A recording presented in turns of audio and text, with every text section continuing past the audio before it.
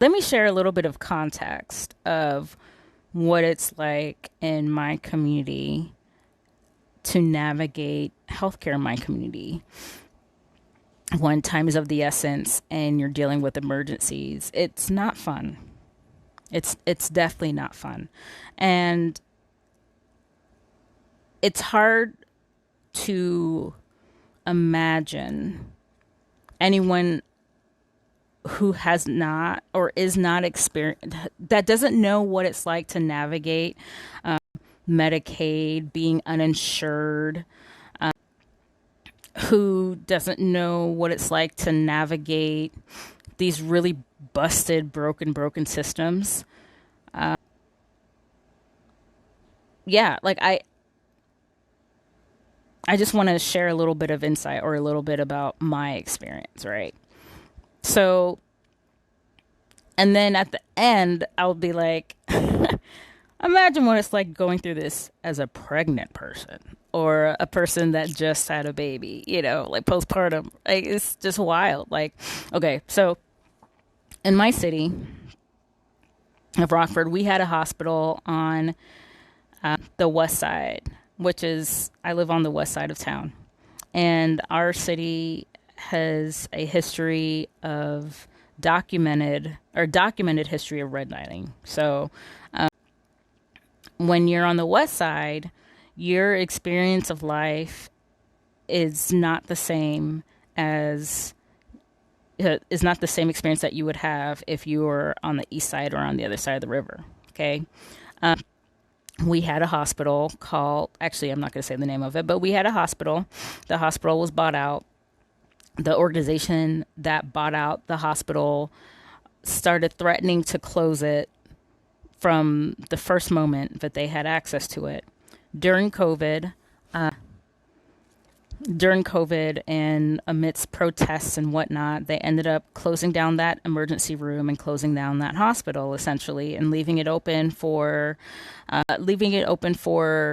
provider offices and whatnot. But they stopped accepting managed Medicaid at that location. So, as you can imagine, the folks in that community could no longer access health care in their community. Okay.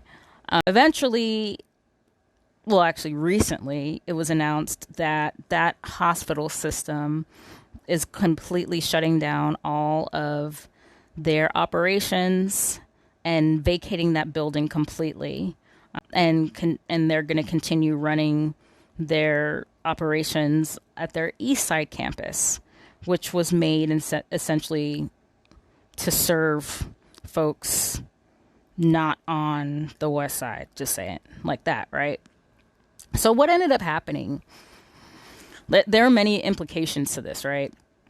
But one of the things that ended up happening is the folks that are on the West Side, in order to access emergency care, they ended up having to go to a critical access hospital that is pretty much, and this is the hospital I used to work at, pretty much bordering the river, but it's the closest geographically to that to the West Side population, right?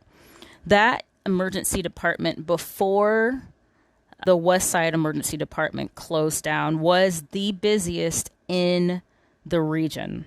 Okay.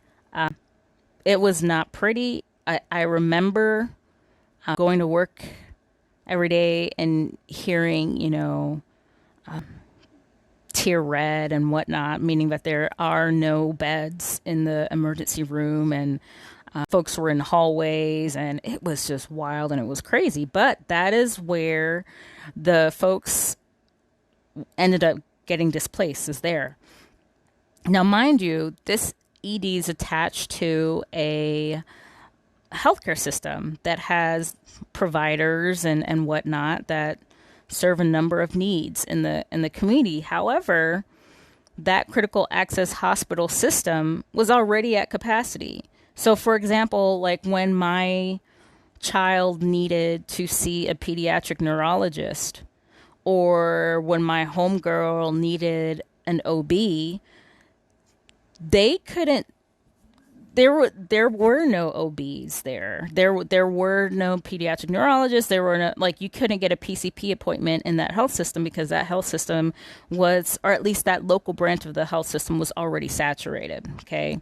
So what ends up happening is the folks that want to, or the folks that need access to primary care or specialists, oh my gosh, these stupid fruit flies, primary care or specialists have to go out of state, literally out of state, even though there are, let's see, 2, 3 other major health systems in the city.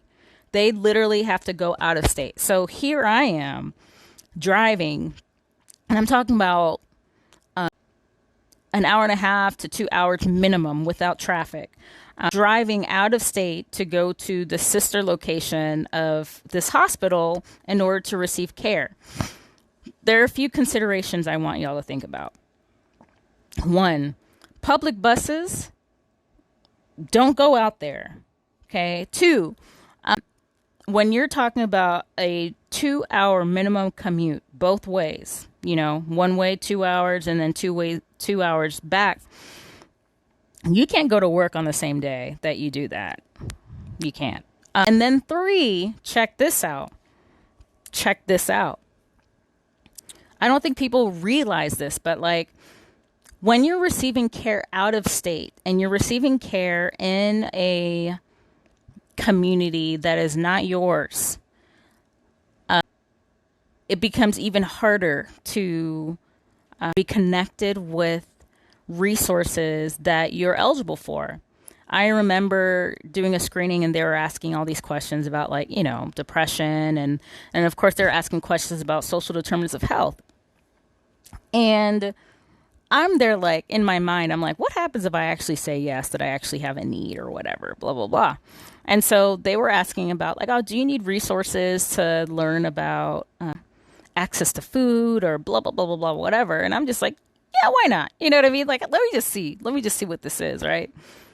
They hand me a paper with a list of websites and a list of phone numbers for resources in that community, in that state.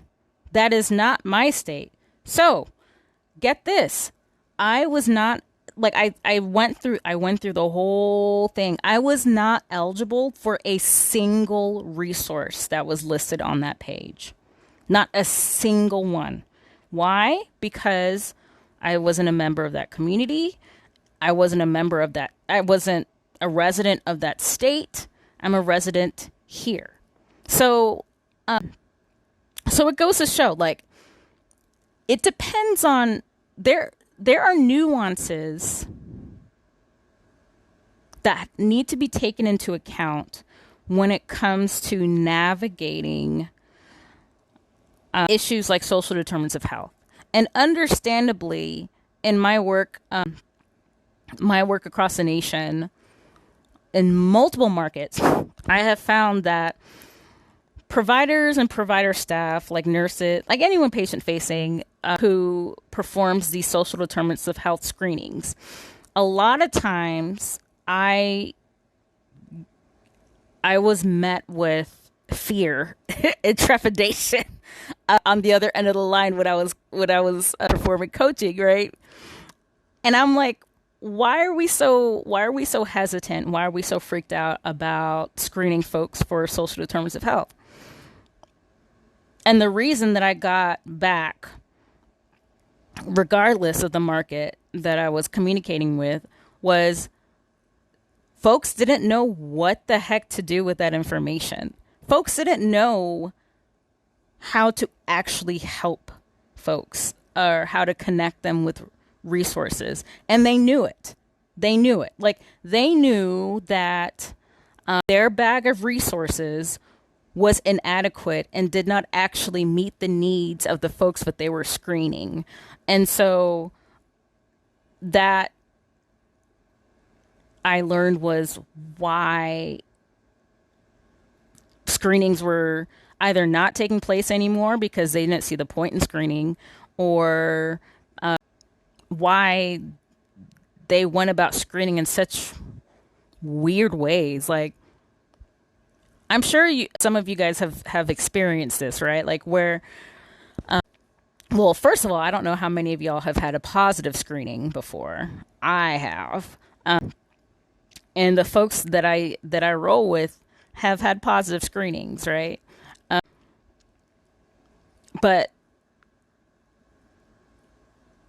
like, have you ever experienced a screening where you're sitting there and the provider, or not, it's not ever the doctor or the nurse practitioner that does the screening, but it's typically like the person that sets the stage for the provider before they come in. They do that screening. And that screening can be done like they might hand you an iPad, or they might be sitting there looking at your chart and clicking around and asking you questions, or they might hand you a crusty piece of paper. Whatever. It is what it is. But before asking those questions, first of all, it typically starts with an apology, right? Like, they're typically, I typically what I experience is this. It's like, sorry, I have to ask you these questions. We have to ask everybody these questions. And then they start with the screening, or like they hand you the paper after that, or whatever, like afraid to offend you. But like, think about the type of signal that sends to the patient. Like, you roll up and immediately you're apologizing to me and saying that you're only performing this screening because you have to, and you're saying that you give this screening to everybody. Like, that's supposed to make me feel better or set the stage for me to be honest. I don't know, but yeah, I've seen it a million times. And that's probably why. Folks know that navigating health outside of the hospital and outside of the doctor's office, which is where the majority of your health experience takes place, is not easy. And we like to assume that there is support available for the folks that we serve.